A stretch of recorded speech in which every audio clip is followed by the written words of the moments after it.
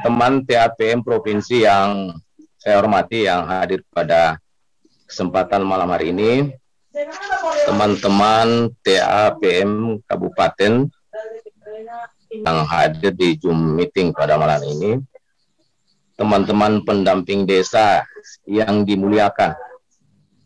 Karena kebiasaan itu kalau orang Kementerian Desa menyebut pendamping desa itu pendamping desa yang dimuliakan, pendamping desa yang mulia. Ya. Alhamdulillah kita masih diberi kesehatan dan kesempatan sehingga malam hari ini kita masih bisa bersama-sama dalam Zoom meeting dalam rangka pembahasan Kepmen 40 tentang pendampingan desa. Saya dihubungi Pak Opan untuk bahas materi tentang pengetahuan dasar. Pengetahuan dasar yang harus dimiliki oleh TPP atau pendamping desa dalam melaksanakan tugas keseharian dalam pendampingan pembangunan masyarakat desa. Sebenarnya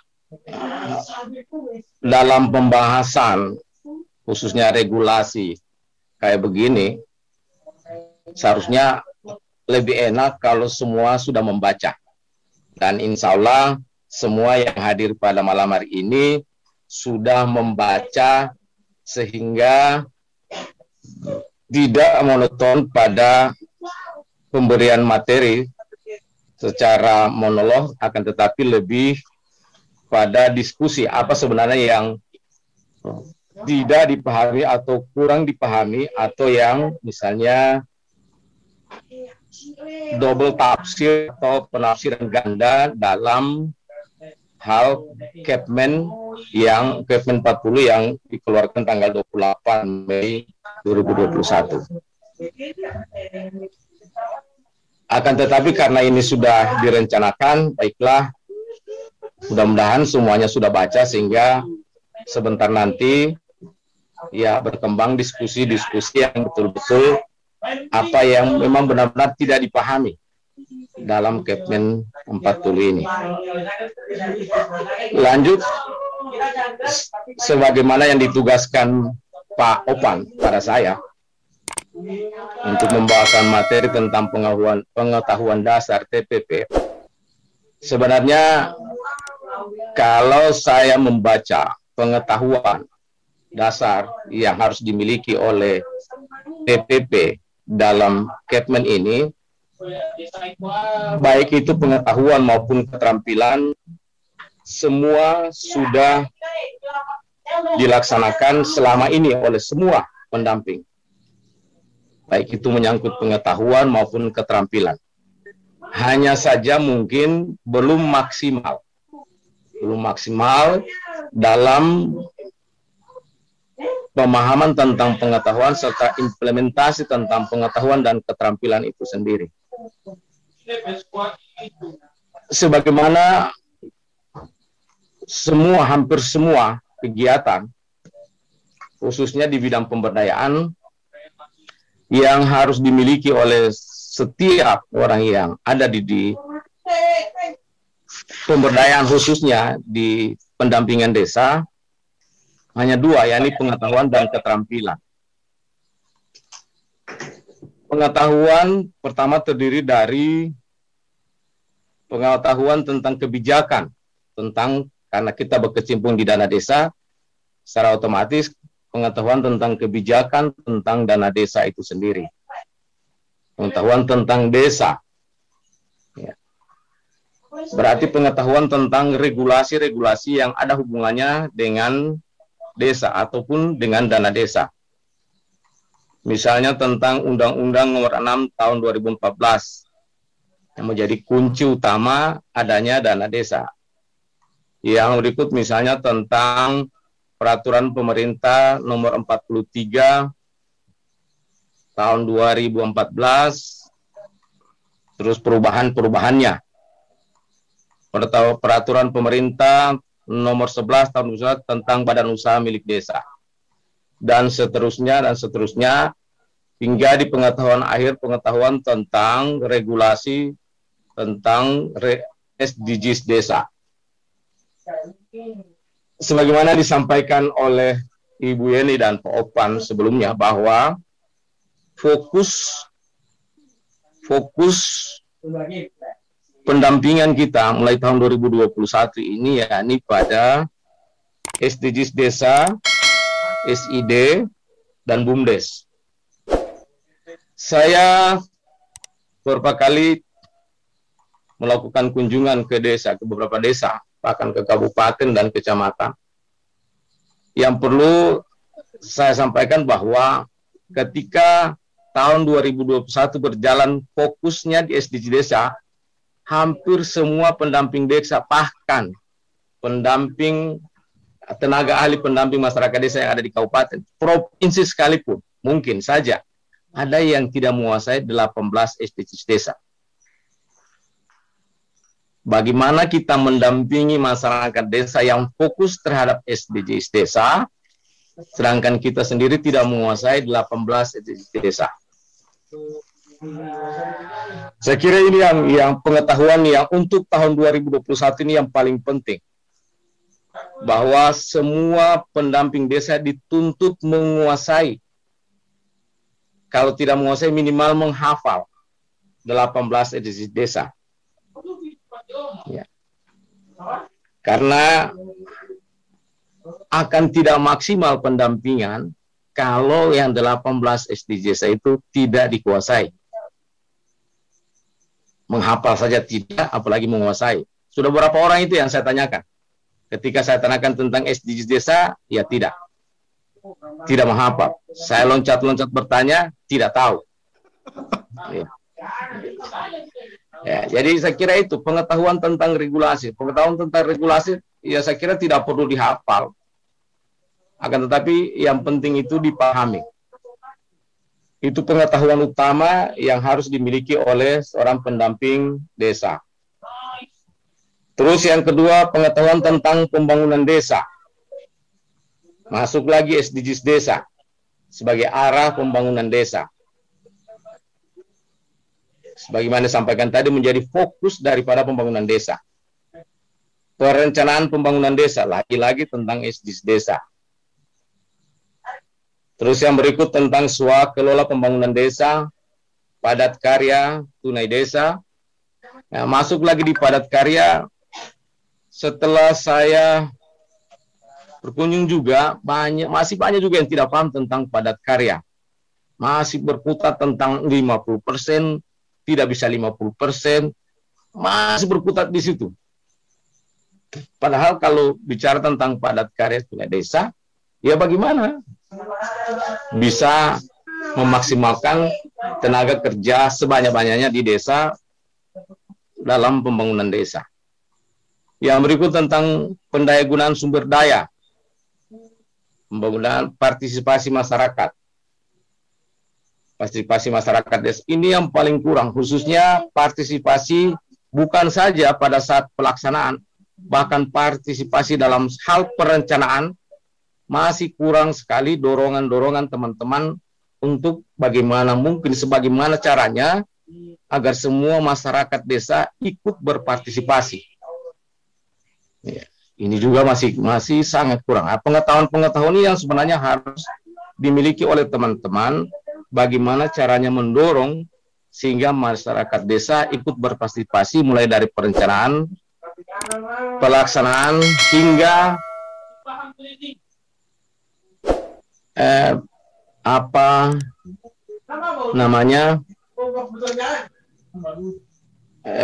perencanaan, pelaksanaan dan pemeliharaan. Ya, pemeliharaan. Bagaimana teman-teman ikut mendorong semua itu. Ya. Nah, ini yang sama sekali belum maksimal dilakukan oleh teman-teman. Nah, di Kepmen ini ditekankan lagi tentang pengembalian. Terus adanya sistem peringatan dini, penguatan kelembagaan desa. pengetahuan tentang penguatan kelembagaan desa. Ya, ya paling banyak yang dipahami kalau masyarakat pendamping itu yang dipahami cuma kalau namanya kelembagaan cuma BPD, LPM, BPD, LPM. Ketika mau ditanya adakah kelembagaan-kelembagaan yang ada di desa itu aktif dalam partisipatif, ya paling juga 1-2 saja ketambahannya. Padahal banyak sekali kelembagaan-kelembagaan masyarakat desa. Dan sebenarnya perencanaan pembangunan desa harusnya dimulai dari situ. Dimulai dari pengorganisasian tentang kelembagaan-kelembagaan desa. Kalau itu berjalan, pengetahuan itu ada, keterampilan dalam hal memfasilitasi itu ada, maka saya kira pembangunan desa pasti maksimal. Karena kalau bicara tentang SDGs itu sebenarnya bicara tentang hampir sama dengan visi misi kepala desa sebenarnya. Sama dengan visi misi kepala desa. Ya. Terus yang berikut tentang analisa sosial. Analisa sosial, teori tentang konsep pemberdayaan, konsep pembangunan. Bagaimana menganalisis sosial masyarakat yang ada di desa sehingga pendamping punya strategi ke arah mana sebenarnya pembangunannya ada di desa. Sehingga pendamping bisa memberikan masukan atau mendorong pemerintah maupun masyarakat desa ke arah mana pembangunan desa. Yang berikut tentang keterampilan. Ya, tentang keterampilan, yakni keterampilan tentang kalau yang keterampilan tentang pendataan saya kira sekarang sudah jago semua. Karena dengan adanya pendataan SDGs desa pasti semua namanya pendamping PLD jago semua dalam hal pendataan. Terus terampil menggunakan hasil-hasil SID. Nah, nanti akan kita lihat ke depan apakah teman-teman mampu atau terampil dalam menggunakan hasil-hasil sistem informasi desa yang nantinya akan menjadi tolok ukur atau menjadi pijakan dalam hal perencanaan pembangunan desa. Terus yang berikut juga kaderisasi desa, keterampilan dalam hal mengkader masyarakat di desa. Kalau tidak, orang desa yang aktif di dalam perencanaan, pelaksanaan dan pemeliharaan desa hanya orang-orang itu saja. Tidak ada kaderisasi yang ada di masyarakat. Nah, butuh keterampilan pendamping dalam hal kaderisasi di masyarakat. Yang berikut tentang perorganisasian pelaku pembangunan desa. Yang berikut tentang pemecahan masalah yang ada di desa. Ya. Saya kira kalau pemecahan masalah di desa, bagaimana teman-teman mampu terampil dalam hal, karena sebelumnya saya sampaikan bahwa pemecahan masalah di desa lebih diutamakan pada pemecahan yang sifatnya kekeluargaan. Nah, jadi karena pemecahan masalah sifatnya kekeluargaan, maka butuh keterampilan teman-teman dalam hal pemecahan masalah atau memberikan ide-ide dalam hal pemecahan masalah yang ada di desa.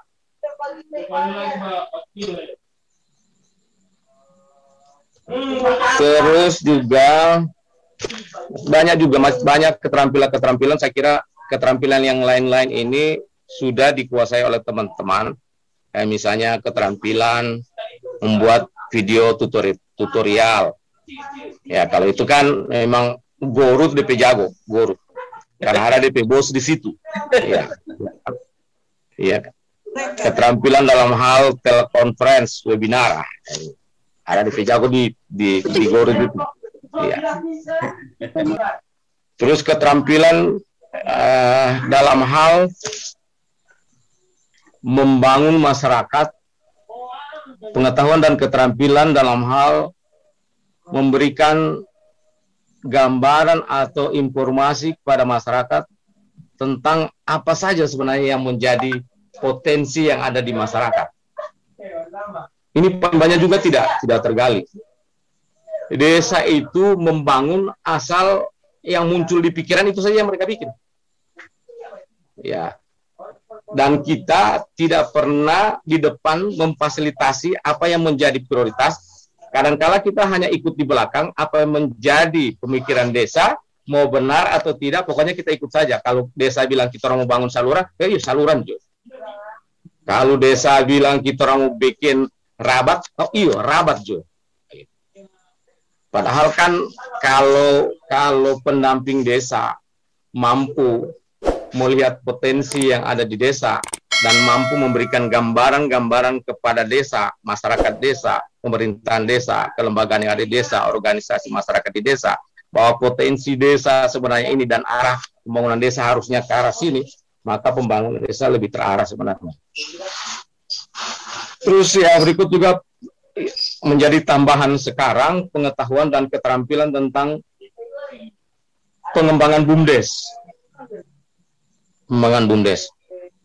BUMDes ini menjadi prioritas juga dari Kementerian Desa karena BUMDes ke depan itu memang betul-betul memang BUMDes yang diharapkan BUMDes yang mampu menciptakan pengembangan atau menciptakan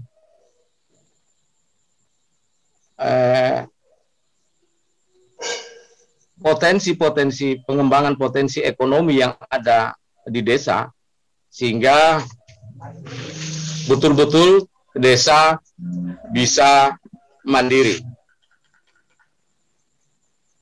Ada beberapa desa yang di Provinsi Gorontalo yang masuk desa mandiri.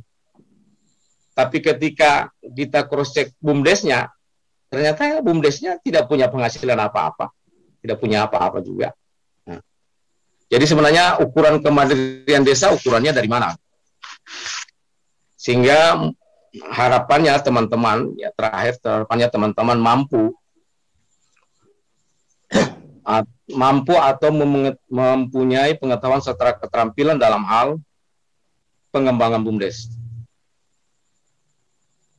Perlu juga saya tekankan bahwa ketika saya mengikuti tentang beberapa Zoom meeting atau webinar tentang BUMDes, bahwa harapannya ke depan BUMDes itu bukan berawal dari bagaimana melihat potensi yang desa, akan tetapi bagaimana BUMDes mampu melihat permasalahan tentang potensi yang ada di desa. Dan saya kira ini menjadi tugas, menjadi pengetahuan juga, tambahan pengetahuan buat teman-teman, keterampilan buat teman-teman, mampu melihat permasalahan terhadap potensi yang ada di desa. Banyak desa yang punya potensi dan BUMDes bergerak dari potensi, ternyata BUMDes itu tidak maju. Ternyata BUMDes itu tidak punya apa-apa. Karena ternyata berdasar potensi itu tidak mampu dilihat apa sebenarnya permasalahan-permasalahan yang ada di BUMDes. Sedikit tambahan-tambahan juga yang paling terakhir, saya kira hal yang biasa, yakni setiap pendamping desa harus mampu mengoperasikan komputer, harus mampu mengoperasikan hal-hal yang ada di dalam komputer minimal ya hal-hal yang ada di keseharian, misalnya Word, Excel, PowerPoint, dan tambahan yang dilakukan oleh Pak Opan. Semacam apa tadi yang saya sampaikan itu. Saya kira itu Pak Opan. Terima kasih, nanti berkembang di diskusi nanti. Oke. Terima kasih. Assalamualaikum warahmatullahi wabarakatuh. Waalaikumsalam warahmatullahi wabarakatuh. Terima kasih.